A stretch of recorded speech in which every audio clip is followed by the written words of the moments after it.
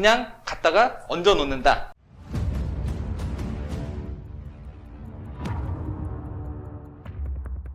자, 안녕하세요. 샤넬마스터입니다. 예전 좀 오래되긴 했는데 실시간 방송 때 우리 탄도님께서 오픈 브릿지 관련해서 얘기를 하신 적이 있어요. 그래서 오늘은 오픈 브릿지를 어떻게 활용하는지 뭐 그런 관련한 내용에 대해 배워보는 시간을 갖도록 하겠습니다. 자, 안녕하세요, 탄도님. 네, 안녕하십니까.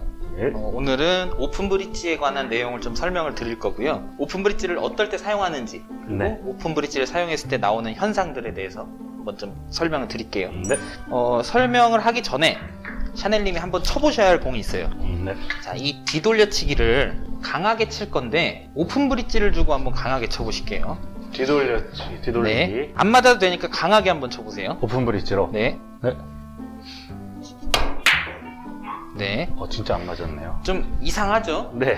자, 일단은 왜 이거를 제가 쳐보라고 말씀드렸냐면 샤넬님 같은 경우에는 팔에 힘이 그나마 많이 안 들어가시는 편인데 대체로 오픈 브릿지를 두고 공을 세게 치면 이런 식으로 현상이 나와요. 그쵸. 큐가 위로 삽질. 날아가요. 네. 이 뜻은 힘을 주는데 위에서 막아주는 게 없기 때문에 큐가 들어 올려지는 거겠죠. 그쵸. 네. 반대로 얘기하면 그래서 오픈 브릿지를 할 때는 팔에 힘이 많이 빠지게 돼요.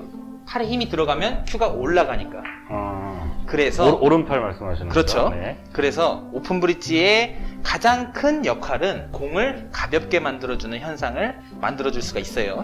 가볍게. 네. 저희가 저번에 한번 내용을 다룬 내용이긴 한데 공이 가벼울 때 나오는 현상의 가장 큰 특징. 분리각을 크게 그렇죠. 만들 수 있죠. 분리각을 크게 만들 수가 있어요. 네. 그러면 어떨 때 사용을 하는지 한 두 가지 정도 예를 한번 들어보겠습니다. 네.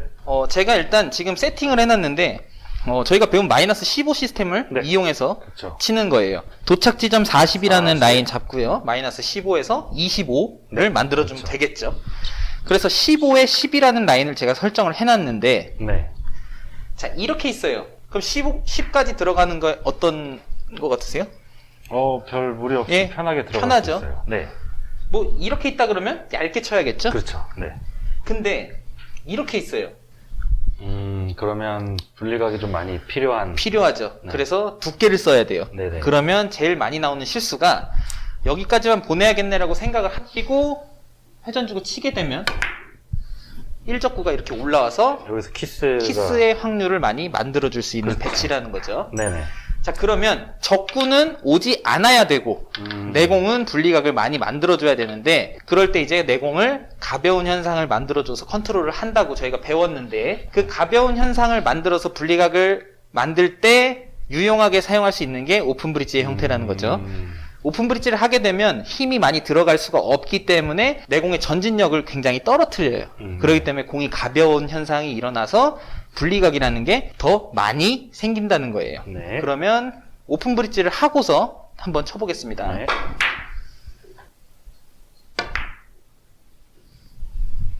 네.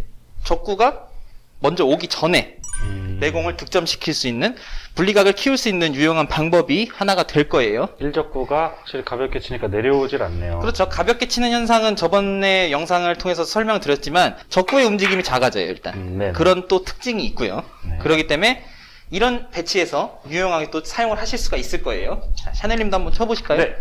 그냥 오픈 브릿지를, 자, 이 정도면 두께를 좀 써야 된다는 느낌이 오시죠? 그쵸. 그러면 오픈 브릿지를 하신 상태로 그냥 일적구에 공을 얹어 놓는다라는 생각만 해볼게요. 좋네요. 네. 살짝 길었네요.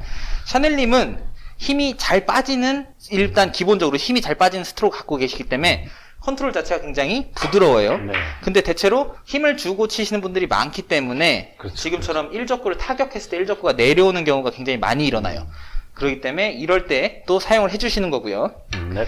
두 번째 유형을 또 한번 볼게요. 네. 자, 제가 또 다음과 같은 배치를 또 세워놨어요. 자, 비껴치기를 칠 건데 정상적인 회전으로 코너를 들어오게 되면 당연히 넘어가겠죠. 넘어가는 배치예요. 네. 특히나 입사각이 내공이 이런 식으로 있다 그러면 회전을 조금 주고 컨트롤 하셔도 되는데 이렇게 올라갔어요.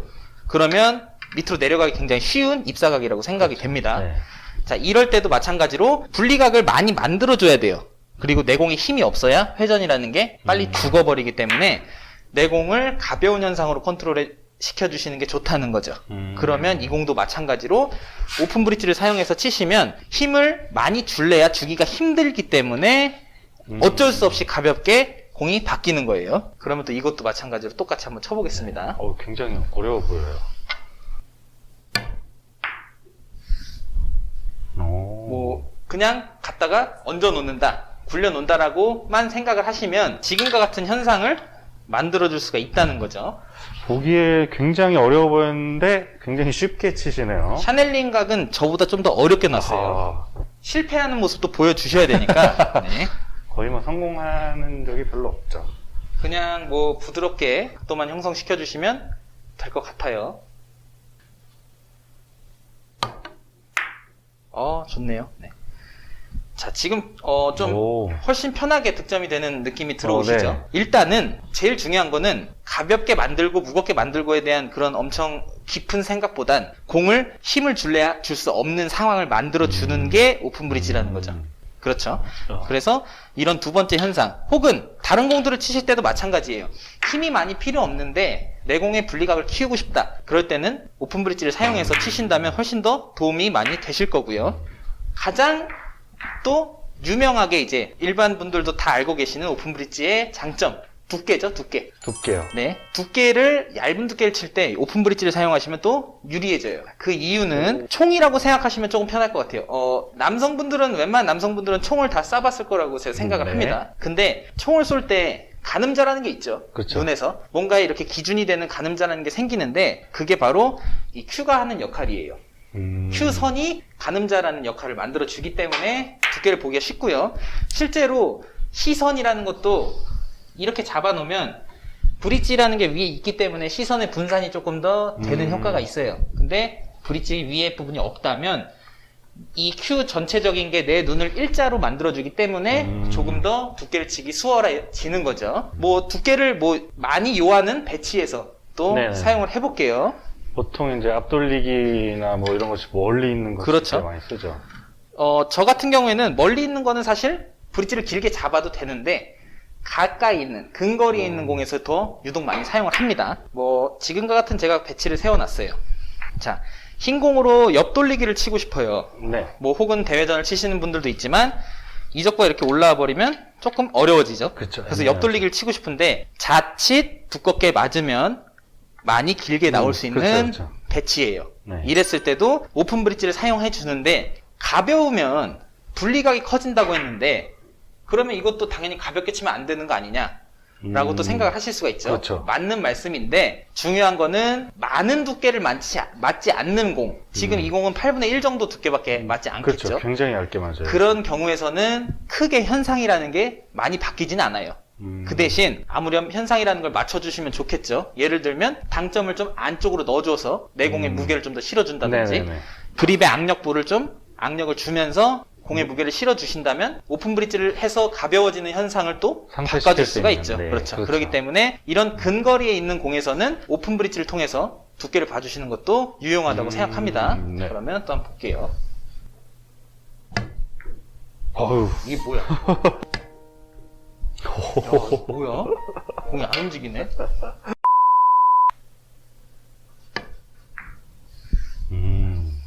네, 지금처럼 그냥 뭐 편하게 굴려주셔도 어느 정도 얇은 두께를 치기는 편하니까. 그리고 동선 자체가 많은 힘을 요하지 않는 그쵸. 동선이기 때문에 오픈 브릿지를 사용해 주시면 좀 더 유리할 수 있습니다. 이것도 마찬가지로 또 한번. 쳐보겠습니다. 제가 당구를 뭐 오래 치긴 했는데 오픈 브릿지를 쓸 때는 사실 소위 말해 브릿지가 안 나오는 배치나 이럴 때만 썼었는데 이런 비밀이 숨겨져 있는지는 전혀 몰랐습니다. 자, 오픈 브릿지를 이용해서 좋네요. 저보다 훨씬 더 깔끔하게 득점을 시키시네요. 예쁘게 갔어요. 자, 지금처럼 오픈 브릿지를 사용해서 두께라는 거를 조금 더 잘 볼 수 있는 효과, 그리고 아까 전처럼 유형을 들었듯이 내공을 가볍게 컨트롤할 수 있는 그런 효과가 있으니까 오픈 브릿지를 사용하실 때도 한 번씩은 또 이런 거를 생각을 해보신 다음에 쳐주시면 조금 더 뭐 유용하게 사용이 되지 않을까. 와, 이 영상을 보시는 분들 중에서 이 오픈 브릿지의 내용을 알고 계신 분이 얼마나 될지 정말 궁금합니다. 사실 저도 한 25, 6년 이렇게 당구를 쳤는데 이런 내용 처음 들었어요. 제가 설명을 하는 것들에 있어서 맞고 안 맞고는 일단 다른 문제라고 생각을 하고요. 안 맞는 내용이 있을 수도 있지만 어렵다고 느껴지시는 분들이 많아요. 근데 하나의 부탁을 말씀을 드리는 거는 점수대가 올라가실수록 더 나중에 많이 생각이 날 수 있는 내용이니까 맞습니다. 조금 더 기억하셨다가 잘 사용해 주셨으면 좋겠어요. 점점 당구를 치시면서 점수가 올라갈수록 이게 그때 탄도가 했던 얘기구나 이런 생각 많이들 하실 것 같아요. 이렇게 해서 지금까지 오픈 브릿지를 활용하는 방법에 대해서 탄도님께 배워봤습니다. 가볍게 만들 수 있는 오픈 브릿지 역할, 그리고 얇은 두께를 공략할 때 조금 가늠자 역할을 할 수 있는 그 오픈 브릿지 역할. 자, 좋은 정보에 대해 오늘도 배워봤습니다. 자, 지금까지 고생해주신 탄도님 감사합니다. 네, 감사합니다.